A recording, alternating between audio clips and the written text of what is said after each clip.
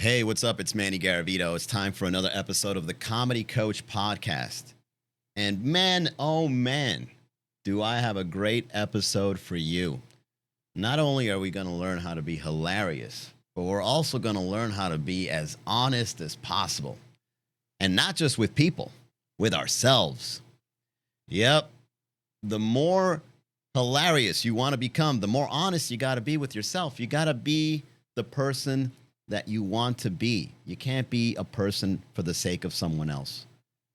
And you know what I mean? Like, there's a lot of people out there that wear social masks, and that's normal. I mean, yeah, you don't want to be the kind of person that comes off too heavy handed with their personality, or you become a burden because you're feeling down that one day or whatever.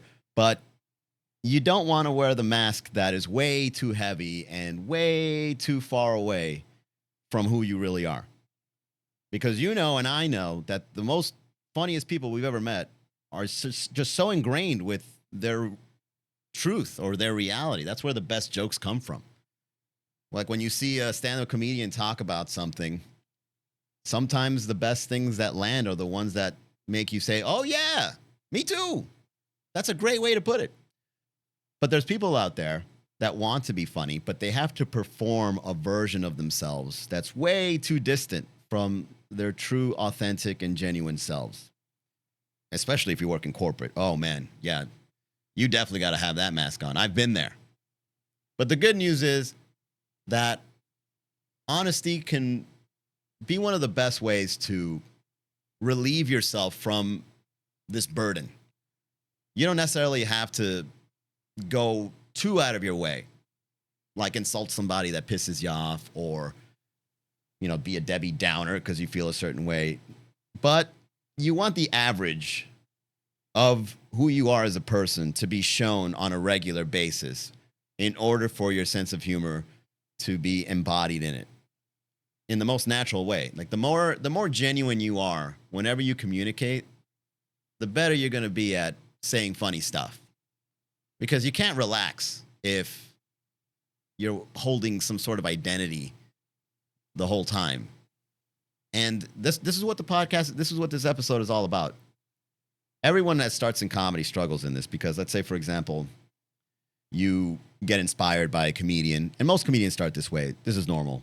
And you try to be like that comedian, and you try to do comedy their way.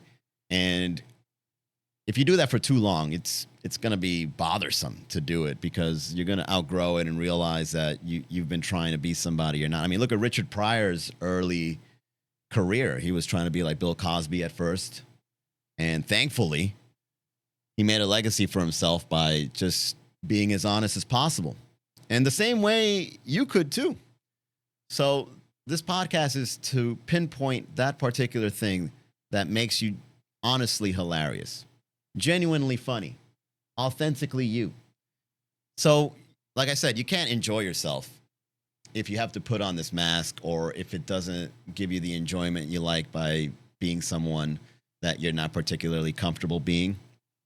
And like I say about everything else, I mean, once you become aware of this, you can then start going back to who you really are. And the good news is that if you really want to be good with your sense of humor and use it as a personality tool, you're going to have to get in touch with that side of you, that part of you that wants to say the thing, that part of you that can't stand it when people are being fake around you, especially when you're being fake with other people, and most importantly with yourself. You just can't tolerate it when you have a good sense of humor. So let's start off by looking into the idea of what it's like to carry an identity. Picture your true self like a dock or like an anchor, right? And picture society like an ocean, a vast sea, and you are this boat. And when the sea or society tells you that you have to win over its approval, or tells you that the old version of you is the best version of you, or you got to be careful, or even you could self-sabotage yourself, right? I can't say this because I feel like it's not polished enough to say on stage, stuff like that. Or I'm too tired today. If you do this for a prolonged period of time, you're just going to drift off and you're going to go far away from your anchor point or from where the dock is, and you're going to be lost. You're not going to be able to navigate your way into saying something funny because you don't even recognize where you are. So when you become aware that you're performing an identity for the sake of other people, you can grab that steering wheel and just rotate it way back to where you got to go, to the path that you're supposed to be on by being the genuine version of you. So that's the first example. That's how you become honestly yourself. And the more you're on that path, the more you're going in the direction, or the more planted you are in who you are and who you're becoming and where you've been, all that stuff. The average you needs to be the best version of you, not the version that other people want to see you be. The second thing that you can visualize in order for you to get a better grasp of what I'm trying to share with you here is getting this feeling like, let's say, for example, when you are funny but you feel like it's not really you. Like, you know how to make people laugh, but there's a part of you that feels like you're not being 100% honest with yourself. And there's comedians that I've seen that has been affected by this. And so look at it like this. Like, there's we're talking about two different parts of the spectrum here. So the first part is the person that lost their identity because they were people pleasing, but just as exhausting is going the opposite direction, where you're funny and you remain being funny in that way so that the people that you're making laugh want to keep you there. So in other words, being funny isn't the finish line. Being hilariously honest is, at all times as you develop.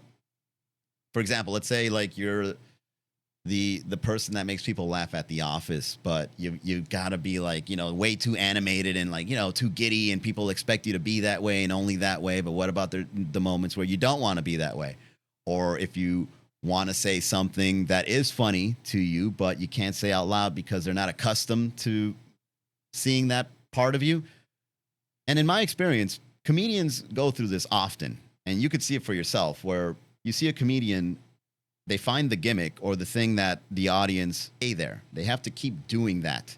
Now, let's say you are funny and you are considered to be a certain kind of way, and you're comfortable and you're enjoying it, then by all means keep doing it, because the most important thing that we're discussing here is being honest with yourself so that you can enjoy your sense of humor. This is for the people that are performing in a way that doesn't satisfy, even though they're making the people laugh. And so what you've got to do here, if you do feel this way, is get the feedback from not only the audience, but yourself when you feel like you are not being 100% you. There's this book by Derek Thompson called Hitmakers. And this book was a game changer for me when it came to creating social media content. And the reason why is because it said this concept that was just so good, and it just changed my direction of doing comedy online. When I first got started with the Miami comedy page, I did memes because that's what went viral, and that's what the people were used to. And so you just do memes, and some of them would go viral, some of them wouldn't, but your face wasn't on there. And people just knew that page to just make funny memes, and they didn't care who was behind it. But I grew a following that way, and then some people became curious. But it came to a point where once I was like 2 or 3 years into this funny page, I felt like I'm not this person anymore. I mean, this humor was kind of juvenile. I mean, I was young, but if I continued doing that to this day, I wouldn't be satisfied with my comedy career. So what I did was I turned a meme into a video clip where when you do the lip syncing, or you get the music and you make something that another person did, and then you do it, and then it goes viral because your face is on it or whatever. So then I went from memes to lip syncing or using audios, and then I went from making the viral audio my own version of it. So let's say if one comedian or one page did it in a certain way, I would do it in a completely different way just to separate myself from what's going viral. And then from there, I went to creating skits with my face on it. And then I went from 60 seconds to 90 seconds to I think the longest was 2 minutes. I might go for 3. Who knows? We'll see.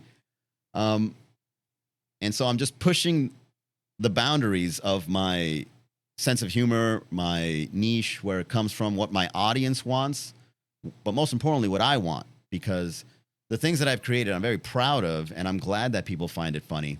But you have to figure out your way of doing this if you ever feel like the way that you're being funny has placed you in a box. You know, this is your legacy as a comedian. And I think that the most satisfactory way to enjoy a life of comedy is by seeing yourself develop within that.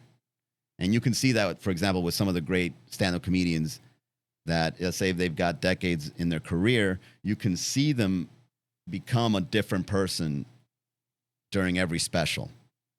I think that's what gives people the enjoyment of being funny, where you don't have to be people-pleasing, but you being different allows you to experiment more and also make the people enjoy that. So to get back to the book, there was a concept on there that said the audience likes novelty, but it wants it to be recognizable. Or to flip it, the audience wants things that are recognizable, but that are also novel or different. And if you can find the sweet spot between what is novel and what is recognizable, that's your unique way of being funny. And to find that sweet spot, it's always, there's always going to be another version of that. There's always going to be a different way to do that. And so when you challenge yourself to use your sense of humor in such a way over time, the audience will actually appreciate your sense of humor and the way you're coming off, because you're making them laugh. And, you know, laughter comes from something that is relatable and relevant. But you're also showing them a different perspective.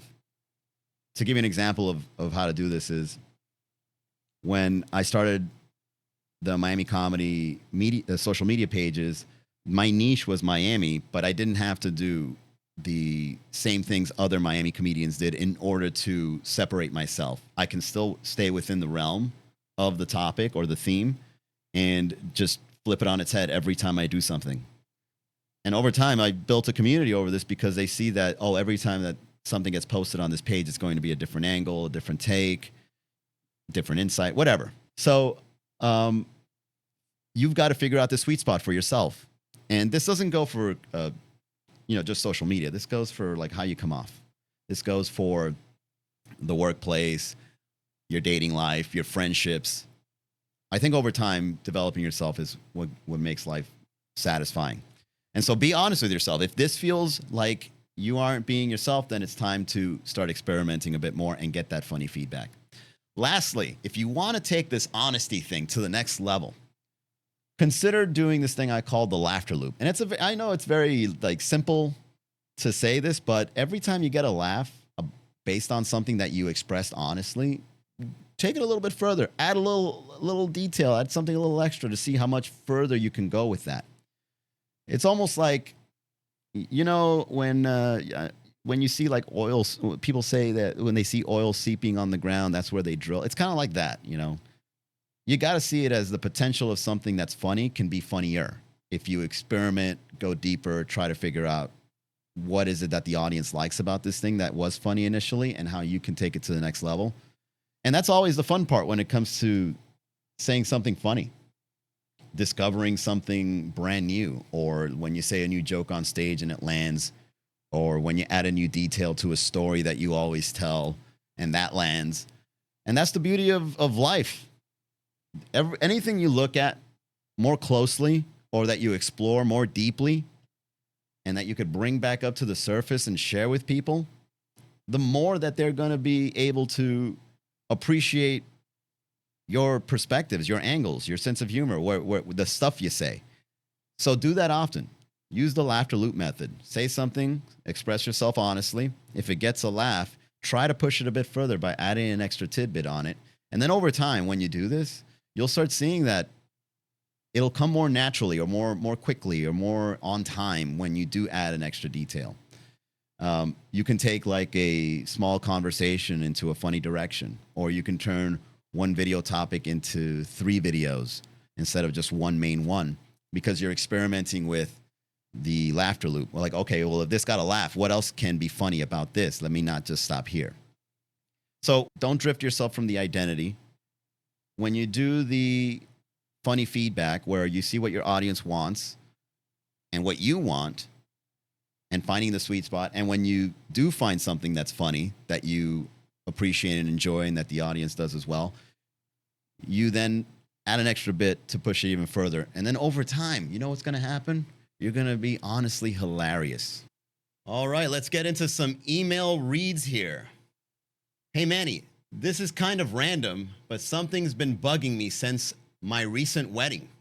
My wife's family is hilarious, like rapid fire jokes, little jabs, and constant banter. Her dad especially. He's always saying something just on edge, never fully crossing it, but definitely testing the boundary. You got to appreciate those guys. At the wedding during the speeches, he made a joke about how expensive everything was and how this better be worth it. Everyone laughed. I laughed too. But in my head, I immediately thought, aren't you the one that's supposed to be paying for this? I didn't say it, and part of me is glad I didn't. But another part of me feels like I just took a step back from myself. Now, every family dinner feels like that. I've got thoughts. I've got lines. But I don't want to be the first one to change the tone or accidentally offend someone. It feels like they don't know where the line is yet, and I don't want to be the guy to find it. Still, it's weird walking out of those nights feeling quiet when I'm not a quiet person. Not sure what I'm asking, just figured you'd get it. Well, I'm assuming that you think this guy's overpowering you when it comes to your sense of humor, and you know he can push your boundaries, but you can't push his. Is that what you're saying? That would have been a great comeback. You should have said it. Well, the best thing you can do right now is be aware of it, like how you just did. And then the next time you get that thought, you're just going to have to say it out loud and see what happens. Hey, man, hope for the best. As long as you laugh and you don't get a divorce, I think it's a win-win. So when it comes to stuff like this, people pleasing is never going to make you resolve these situations. You're going to have to push the boundary back, feel that out, and do it again. And you know what's going to end up happening? You're probably going to end up being a really good friend with your father-in-law.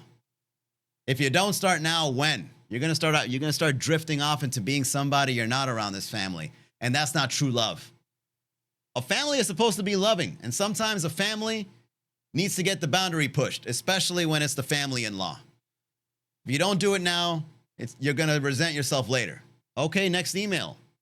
Yo, Manny, I've always been the funny one, quote unquote. Office, friend group, family chats, whatever. That's kind of my role. I've been doing this since I was in school. I was the class clown. The thing is, lately it feels like work. I still get laughs, but I got to be very animated. People still expect me to be this way and just stay that way. But I notice myself scanning the room whenever I am, because I feel like I'm managing the moment instead of enjoying it. I'm staying in my lane, choosing the safer version of what people recognize me when it comes to being funny. And by the end of the night, I'm wiped, socially tired, and just done. What's confusing is that nothing is technically wrong. The jokes are hitting. People like me, but I don't feel like I'm this person anymore. It used to be natural, but now it just feels like it's work. It's like I'm doing my job too well and forgot why I liked it in the first place. Have you ever seen this with people? Yeah, this is when you outgrew what people recognize you or remember you as. And if you're a naturally funny person, but you feel like it's no longer natural for you, you got to know when that's an old sense of humor you used to have. It doesn't necessarily have to be cut off. You can always tap in. You can always do it in a different way. You can always channel that to be a different version of yourself. But never do anything that feels draining, because when you do make the people laugh, you also got to enjoy that process. There's always that symbolism of a clown crying.